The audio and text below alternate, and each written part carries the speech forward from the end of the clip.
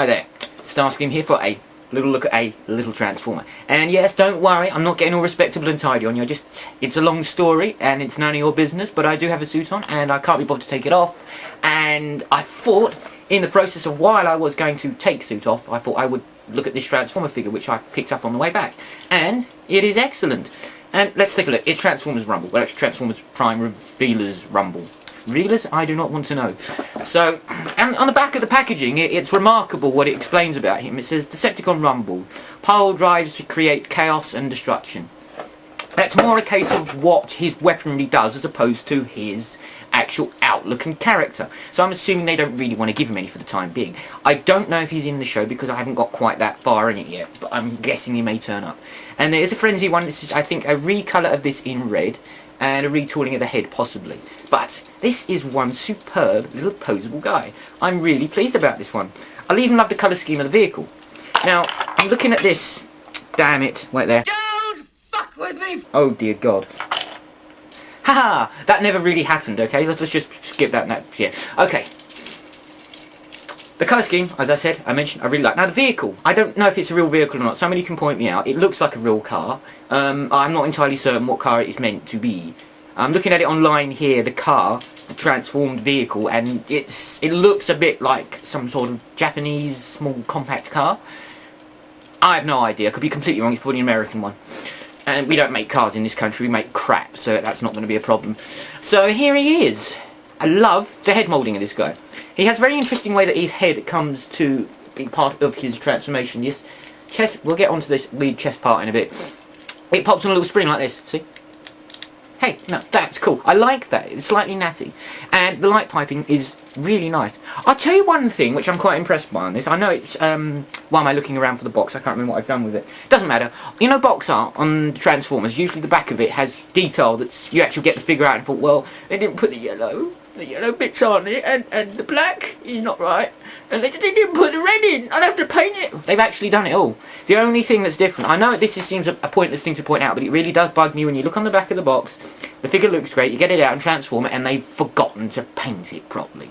Because they've gone into production, and they suddenly realise that it's not cost effective to paint varying points of the toy. This is exactly the same. All but the pile drivers. I can't keep that straight face when I say that. Yeah.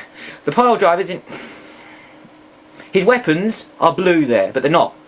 So, you know, easily remedied people.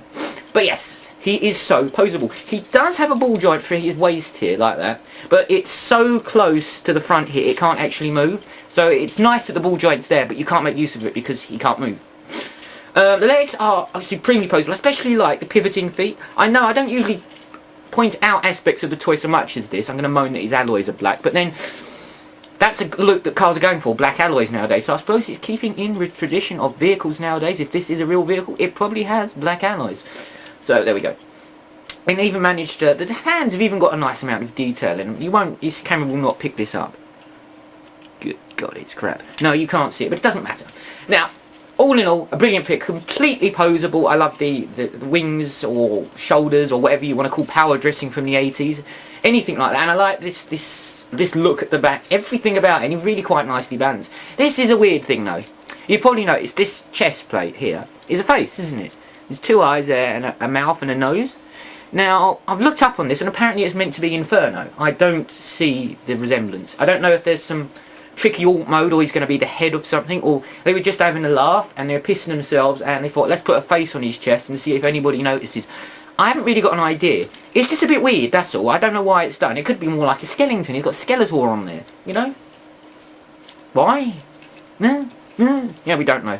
Okay, on to the weapons. The weapons are weird because you can hold them in varying ways. So, you can just put them on his arm here, where it will sit just flush with the, sort of like the forearm here. Or, if you move it over, it'll actually envelop the entire arm itself, and it like that, so it becomes like one unit, so it does look like his pile drivers. And he has a pair of pile drivers. Yes, try saying that 15 times fast after a couple of pints. I'm telling you, it can't be done. So yes, it looks great, and he's so poseable he can actually make use of them. He can't just stand there in a static position, and he can't pile drive things. He can pummel things like, you know, he would do in the original cartoon. Now, as regards the character of this guy, I've got no idea, so that's why I'm trying to primarily focus upon the toy, because I don't actually know anything about him, other than the fact is that his pile drivers cause maximum damage and chaos. And pile drivers do that, so I've been told. And I suppose you want to know what the alt mode is, which I will try and transform for you. Well, I won't try, I will, but it might take me a long time. Much of the transformation in this figure is particularly nice. There's one little floor thing. It doesn't quite stay in situ. No, I'm not going to do it on camera. Just bear with me one sec.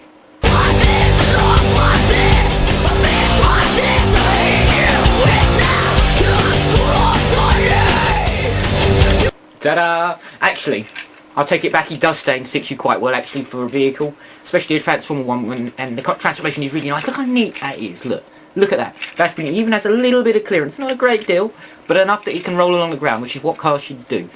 The detail on the car isn't so good as the robot, I'll have to say. Maybe that's why they spent so much time and effort in the robot mode, they didn't bother with the vehicle. Now we can see instantly there's a problem, there's an instant lack of detail on the front now. They have a very vague Decepticon insignia on the front. It's dull, isn't it? And the back is mind-numbingly unimpressive. Look, there's elements of light, but nothing's really done with it. You could paint it up. I will say, on the defence of this, the actual colour and the quality of paint job on it is brilliant, actually. It's one of the best I've seen in Transformers in ages. He knocks spots off them all. So from that aspect, he's brilliant. And I love the red glass on it. It gives it a slightly different look. And all in all, it's quite nice. I've got to say, the front wheel's really wobbly on this. I don't know why that would be an issue for me, but it annoys me a little bit.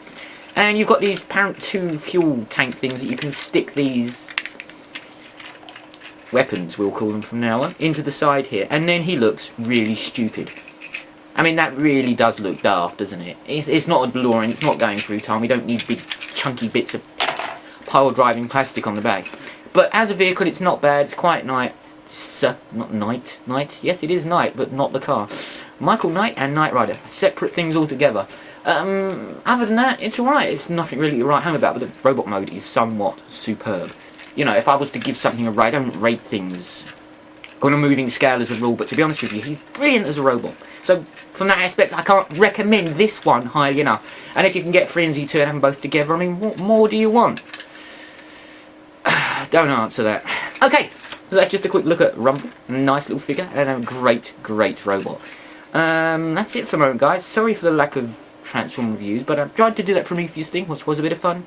And, you know, I occasionally put up boring guitar covers of songs which nobody cares about, but I enjoy it, so what the hell, I can do what I want.